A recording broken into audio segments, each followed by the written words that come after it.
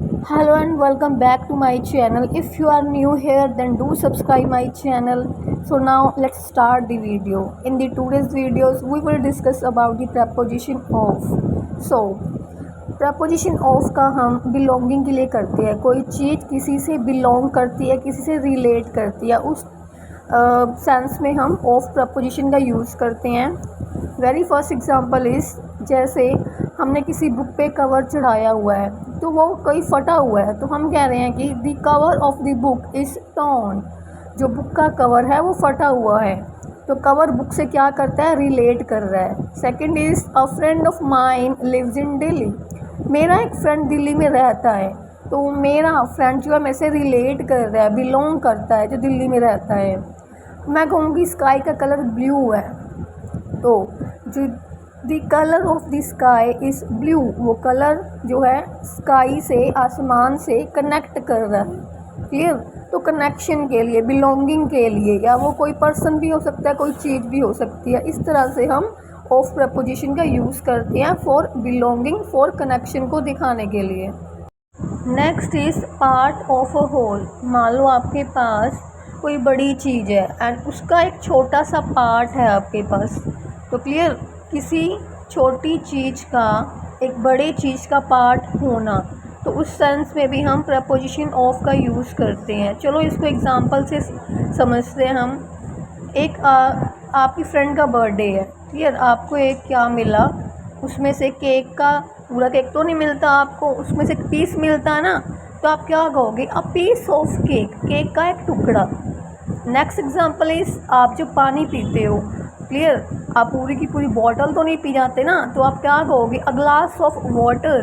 तो वो सारे के सारी बॉटल का जो एक गिलास ऑफ वाटर है उसका क्या एक पार्ट है। Next is, a member of the team. आपको पता है टीम में 10-11 लोग होंगे, तो एक सदस्य की बात हो रही है। A member of the team, एक मेंबर टीम का, तो वो मेंबर किसका पार्ट है, टीम का। तो इस तरह से हम पार्ट के लिए एक बड़ी चीज़ का एक छोटा सा पार्ट होना, इस तरह का यूज़ करते हैं।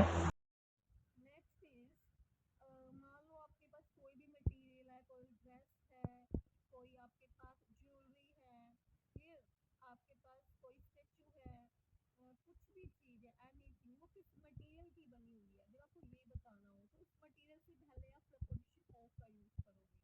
For example, a ring of gold, सोने की एक अंगूठी। जो रिंग है वो सोने की है, तो गोल्ड से पहले हमने क्या यूज़ किया, ऑफ प्रपोजिशन का।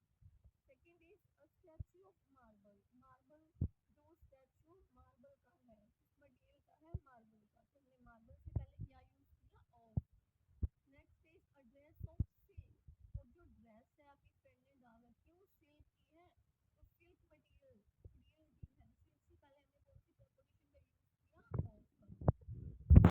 आई होप आपको समझ आ गया होगा मटेरियल की हम कैसे।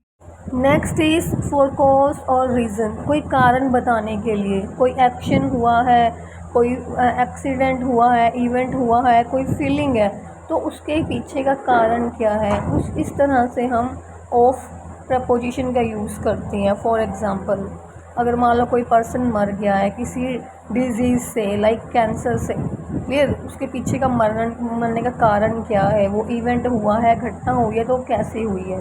ही डाइड ऑफ कैंसर, वो कैंसर के कारण मरा, उसका रीज़न बताया हमने, तो ऑफ प्रपोजिशन आएगी उस कारण से पहले। She was full of Joy, वो पूरी खुशी से भरी हुई थी। जॉय क्या एक फीलिंग है, तो जॉय से पहले क्या आ गई, ऑफ आ गई। I am tired of working all day, मैंने सारा दिन काम किया इसलिए मैं थक चुका हूँ, तो वर्किंग ऑल ऑफ डे की कारण है, किसके कारण थक चुका हूँ, वर्किंग ऑल डे, सारा दिन काम करके, तो उससे पहले क्या आ गया, प्रपोजिशन ऑफ आ गई। तो इस तरह से हम रीज़न के लिए प्रपोजिशन ऑफ का यूज़ करते हैं। नेक्स्ट इज़, हम प्रपोजिशन ऑफ का यूज़ करते हैं जब हम किसी चीज़ के बारे में बात करते हैं, मीन्स अबाउट की सेंस में हम किसी चीज़ के बारे में आपको बता रहे हैं। First example is, the story of Mahatma Gandhi is inspiring. Mahatma Gandhi ji की स्टोरी इंस्पायर करती है हमें। तो किसकी कहानी के बारे में हम बात कर रहे हैं, जिसके बारे में भी बात कर रहे हैं, महात्मा गांधी की स्टोरी के बारे में, तो महात्मा गांधी से पहले हमने प्रपोजिशन ऑफ का यूज़ किया।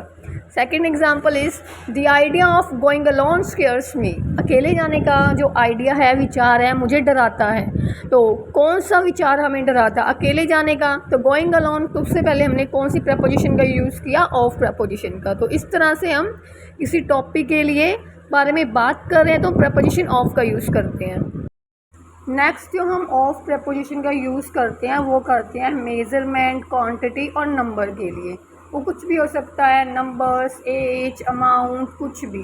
फिर इस तरह से हम प्रपोजिशन ऑफ का यूज़ करते हैं। चलो इसको एग्जांपल से समझते हैं। अ ग्रुप ऑफ 10 पीपल, 10 लोगों का एक ग्रुप। तो यहाँ पे 10 क्या आ गया? तो नंबर आ गया ना। A height of 6 feet, 6 feet की ऊंचाई। तो 6 फीट क्या आ गया? कि मेज़रमेंट जैसे आप ले रहे हो। अ सम ऑफ ₹5000, 5000 रुपीज़। तो ये भी क्या है? नंबर आ गया, क्वांटिटी आ गई। तो इस तरह से मेज़रमेंट, क्वांटिटी और नंबर के लिए हम प्रपोजिशन ऑफ का यूज़ करते हैं। लास्ट यूज हम करते हैं प्रपोजिशन ऑफ का ओरिजिन और सोर्स के लिए। मतलब कोई चीज़ या कोई व्यक्ति कहाँ से बिलोंग करता है, एक्चुअली वो कहाँ से है। For example, people of India are very friendly. India के लोग बहुत ही क्या हैं? फ्रेंडली हैं। किसके लोग? कहाँ के लोगों की बात हो रही है? इंडिया के। तो उससे पहले हमने प्रपोजिशन ऑफ लगाई। Next is the painting of Picasso are famous. Picasso की जो पेंटिंग्स होती हैं वो बहुत फेमस होती हैं। किसके पेंटिंग्स की बात कर रही है? पिकासो की, ठीक है। तो पिकासो से पहले हमने प्रपोजिशन ऑफ का यूज़ किया। आई होप आपको सारे यूज़ समझ आ गए होंगे। प्रपोजिशन ऑफ का हम किस तरह से यूज़ करते हैं इन डिफरेंट वेज़ के लिए। और ऐसे इस तरह से आपको किसी ने भी नहीं समझाए होंगे, इवन आपको स्कूल में भी नहीं समझाए होंगे। तो यही तो रीज़न है ना कि आप अच्छे से बोल नहीं पाते हो, इंग्लिश में कम्युनिकेट नहीं कर पाते हो। This is the biggest reason. And preposition plays a very most important role to improve the English communication.